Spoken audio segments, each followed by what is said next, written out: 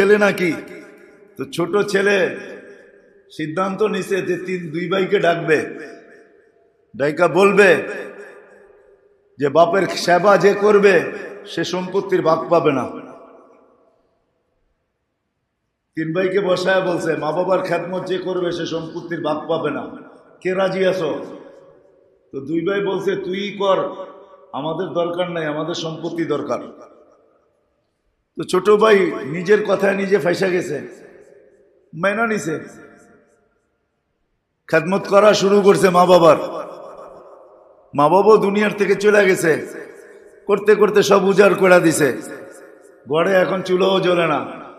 তো স্বপ্নে আল্লাহ দেখাইছে মা বাবার বদলা হিসাবে তোমাকে 1 লক্ষ দিতে চাই, অমুক জায়গায় রাখা আছে, উঠায় নিয়ে আসো, দেড়হাম রূপার টাকা। বলছে আল্লাহ বরকত আছে?